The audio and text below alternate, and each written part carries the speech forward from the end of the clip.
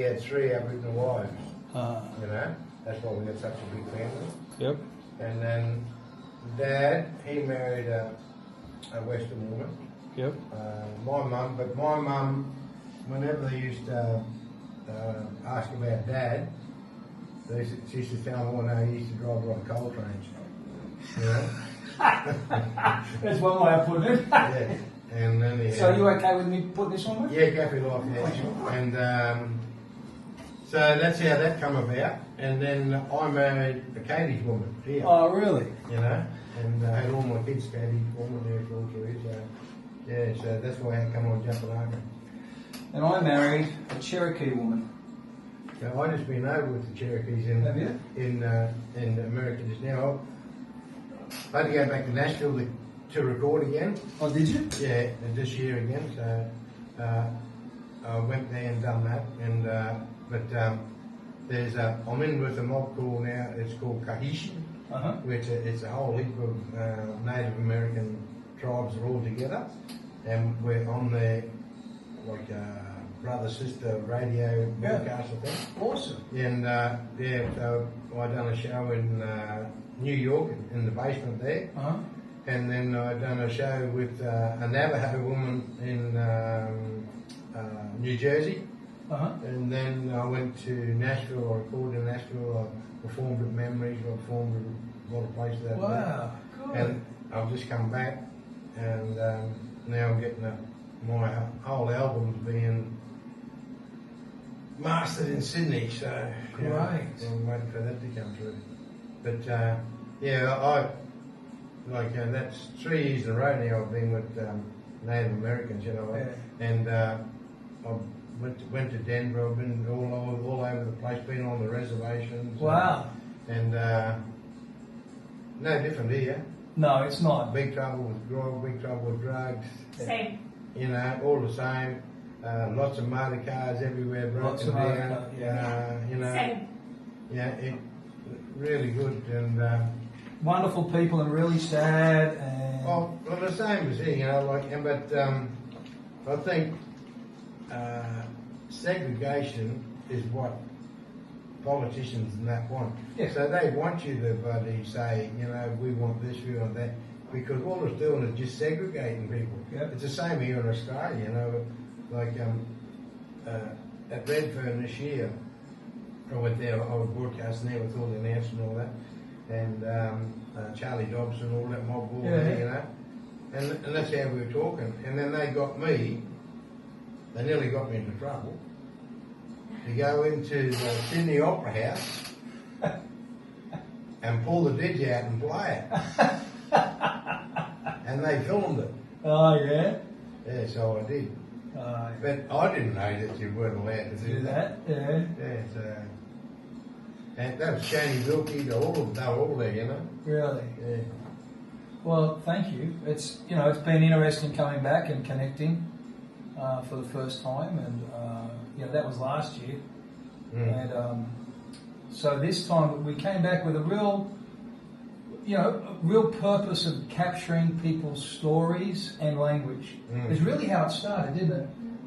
We wanted to, because I was trying to learn Warumungu via the resources at the Language Centre, and they've got great resources, but there's a total difference between hearing someone speak it. It's all pronunciation. It is all. Yeah. And pronunciation, most of it comes with watching lips and watching eyes and watching faces. So he thought, you know what, why don't we try and do a visual dictionary? Take 100 words, just a simple 100 words, and just go through and pick, okay, what would I like as a non-speaker? What do I think I need to try and connect with people on an everyday basis? So we came up with 100 words, and people are adding to it all the time. And we want to get a collection of people to speak it, and we've been starting to explore that idea with people. And out of it, they started to tell their stories. Well, this is my story. And we ran into Stretch down the road the other day, and Stretch is telling his story, and spoke to Bill from Corrections, and Bill's telling his, and Kevin's telling his story. Kevin's out there. Yeah, then we had a couple more people tell their story. And so what we're fascinated with is this reflection people have on this town. And their great passion for it, and their great concern for it, and their ideas about what the future looks like. And it's been really interesting. And so we've had a, you know. This is where you should come next year. I'm one of the board members of Leadership and Governance in Diggings, Mob, you know. Yeah. And love to. like everybody comes in, you know. Like we had Linda Burning, they've all come, you know. Eddie Betts, you know, Sam Kaiday, they all come. Everybody from all different walks of life, you know. And like I make the fact that in Australia there's 360 different languages, you know, like clans and all that sort of stuff. And like a lot of the languages, especially with Warumungu and Walkley, it's very limited to what it is. Like there's no such thing as good morning in Warumungu and Walkley, you know. But if you go back to my mum, like a Butterrip, you know, that's good morning, you know. You know, and like if someone said to you know, if they walked up and said Pukajuni, would you know what that means? No. Oh man. You know, Kurji, you know. Yeah. So you know that's how the language. And then like they say, Yaram and Minya here, but if you go to Murraygim in Western Australia, in Derby, you say Yaram means horse. It doesn't mean horse here. You know, and Minya means cow over there. Yeah. But when you come back here, Yaram means working man, and Minya means different again. You know, so it's all. And there's a lady called Velda Shannon. She's the best linguist, and she's an interpreter like me, and she's the best. But you know, like she does all the court cases and everything. And like she says it too, you know, like it's all in pronunciation. You've got to get your tongue around it and word it properly and everything. Well, we'd love to sit and do that as a separate episode. Sit down and like to say dog, gunapa, dog. Like if you're trying to learn it, you don't want to hear gunapa and then a sentence with gunapa in it. It's like, I don't know what that means. Yeah. I don't even know what gunapa is. Then I've got to look through the illustrated dictionary. Gunapa. Yeah, gunapa. See, that's it. Yeah, so, and I'd love to hear 3 or 4 different people say it 3 or 4 different ways because like we all pronounce different words differently. And then it's a variety. It's not just a textbook. It becomes a living thing. So that's where we started with the project we wanted to do this year. And so yeah. And along the way we started to pick up the stories and they were fascinating. Everybody has a story of how they came to be here. Oh yeah, well yeah, like my story, it was hidden by my mother and my sister. She done all that DNA, you know. And like she's down at the tent in Canberra now, right now. You know, but she's got all our DNA, and we tracked down all our family. We've got family on Farm Island, we've got family up on the other side of Canberra, we've got family everywhere, you know, because our great grandfather had 3 sisters. They were all sisters, all Jones sisters, all Aboriginal. Wow. Right? And he got 6 and 7 kids out of there. All of them, we know exactly how many. He delivered a lot of coal. Yeah. And like, I can remember when I was about 8-year-old, and we had to go to a funeral. And this lady, her name was Maud. And my father said, well, that's your auntie.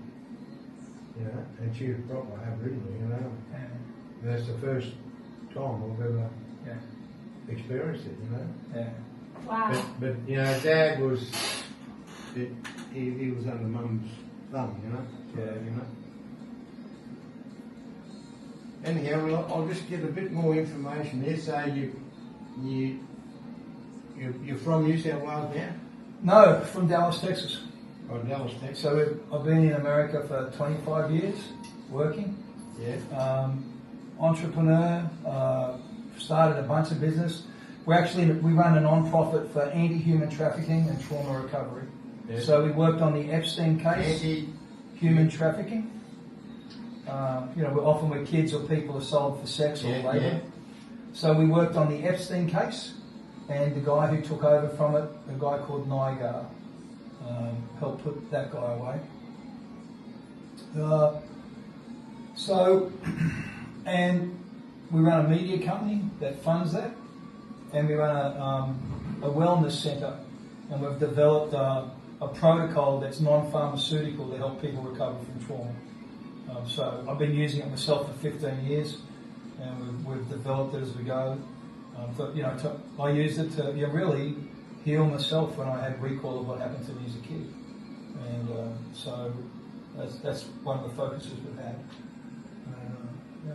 Well, my manager in the States, his name is Stephen Fernandez, and he's got about 150 people working for him, but he's all over America, in like all the hotels, like any functions, conferences, all that sort of stuff.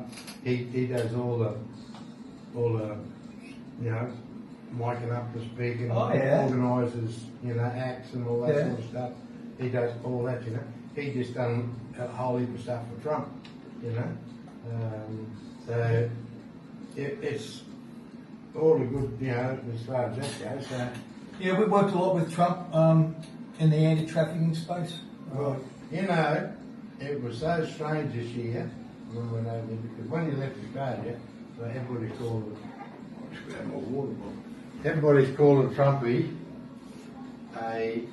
he's mad. When we went over there, everywhere we went, even in what's the name of that coffee joint? Starbucks. Yeah. They had cups with his face on them. You could buy them once you pay extra money. Yeah. People were buying them. Yeah. And I've done this in Times Square. I've done this gig there where you got them stairs and we're all set up there. And you look around, and all you can see is these Trump caps. Yeah. It's all over the country like that, mate. Yeah. All right. So what I'll do, I'll record you so that I can get this. This will go national too. Oh, well, thank you. Great opportunity. And this will hit up, you'll get a bunch of views, man. YouTube, and we've got about 120,000 followers on Instagram, and put it out there to everybody. We'll do our bit to promote you, Tennant Creek, and all that sort of stuff. All right, we're going to start. Now, what was your name again? Brian. Brian. Thank you, Brian. Old Man Coleman, they call me. Old Man Coleman. Oh, good morning. I'll put these other things on so I can hear myself. Good morning. It's Old Man Coleman from Caama Radio 102.9 on country in Tennant Creek. And today I have two special people, Julia John King and Melissa King. Melissa's a Native American, and they are travelling around Australia. They lived in Dallas, Texas for 20 years, is that right? 20 years, mate. 20 years, and they were part of the anti-human trafficking thing, and they helped solve the Epstein case. Now I'm introducing you to John and Melissa. They're going to tell us a little about themselves. Well, thank you very much, Brian. Hello. Hi. Hello, everyone. So, look, thanks for having us on. So, went to America about 25 years ago and started in business over there and have been there. That's been part of the journey. And just before my 60th birthday, we actually had the opportunity of reconnecting Melissa with her family in her country just before then. And she sat me down one day and said, John, as long as I've known you, you have been looking at this question of your Aboriginality. You said this thing it's followed you, or now I understand the term called you and sung you. And she said, you need to answer this question once and for all, or you need to give it a miss. And she didn't she? I did. And she did. So we got into contact with some people here and we started the journey. And I don't pretend to have the answer or know what the outcome is, but I'm certainly further along in the journey than I was and than I have been anywhere in the last 62 years. Well, and what about you, Melissa? Being Native American? Yep, my grandma on my mom's side was Cherokee, and there was a lot of shame associated with being a Native American. So they didn't talk about it. They didn't raise us with culture. We really didn't, get the opportunity to be around the tribe or any of the old ways. And so when John and I were first married, we went east, because my grandmother's originally from the mountains of North Carolina. That's her country. And so we went there and visited with the tribe. We spoke with some elders, and we, learned as much as we could. They are very strong. The Eastern Band of Cherokee are very strong as far as their culture and their language now. They, about 20 years ago, they set up their own school, and their children are taught in Cherokee. They're taught mathematics and, history and all the things, but they're taught in language, which is, amazing. So they went from about 120 speakers to now there's thousands of speakers. So and everybody, like the mayor, the police, everyone speaks language. It is just what it is. Have you spoken much language there? No. Mahout-tutuk? No. Mahout-tutuk, fly high with the eagle. Very good. I experienced the powwow this year when I was over there. That would have been a privilege. Unbelievable, Fantastic. And those people, they've got to fight as well as here, but it's the system that's destroying everybody, Ungala is really bad, and we've just had instances, in Tennant Creek, but if you go to court, and nearly every time in the court, intoxicated. Yes. It's not a good thing. Now, what are you doing here now? You're doing something with Mel Gibson, or what's that? Yeah, we came back for the first time last year, and we came back for ceremony again this year. And they've done a couple of documentaries on my life and my story. And along the way of when we did those documentaries together on my childhood and the recovery process, we met these people. And one guy that we met worked as a comic writer for SNL, has produced, directed things, and he's connected with Gibson. He was involved in the original Passion of the Christ, and the next one, the Resurrection, that's coming up. And so we've worked with them, and we talked about what it was like here, and the possibilities and the challenges. And his reflection was he really thinks Gibson is interested in being involved either directly as a producer in it or as a voiceover capacity or something. So that's how the project came around. So what we're doing this time is we're shooting B-roll, which for folk out there is images of country, of town and places. And we're starting to collect stories. We came here to do a visual language program, as we were discussing earlier. And along the way, when we're talking to people about language, they're always talking about their story and how they got to Tennant Creek. And there's starting to be this narrative evolve, and we're discovering in people talking about the balance between two worlds, and how do we straddle two worlds, and how do we go back to the elders and start to bring culture back into law enforcement and vice versa. So we're really at the front end of this thing, and we're looking for people to get involved in the language project and in the story project. But Brian, I think it could be really interesting, a really interesting take on where the town's up to, but also where culture, community and the Indigenous people of Australia are up to, and possible ways forward. Look, I see it all the time with politicians and people that get, they live on that culture thing to get votes and all that sort of stuff. But they don't understand our Lari, they don't understand that. They don't understand country, we've got a situation north of here, and around Mataranka, after all the forests down there, when I was young, that used to be all full of water, now it's gone, and the fracking and all that sort of it's horrible. The people that live there, they don't want it, but there's a couple that did want it. So the politician ignores the majority and goes with the minority.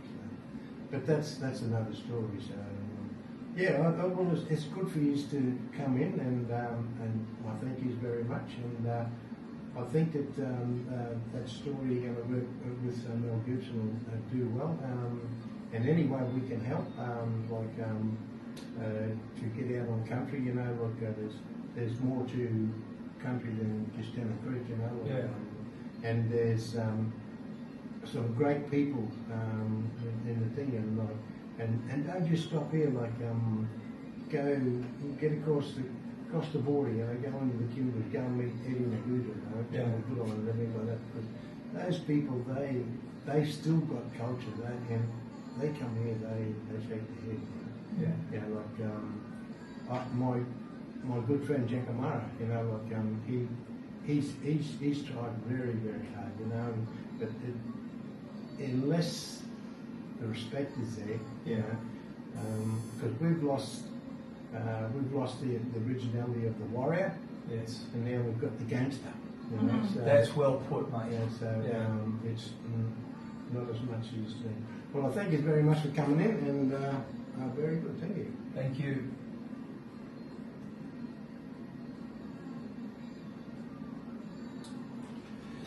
Well, thanks, mate.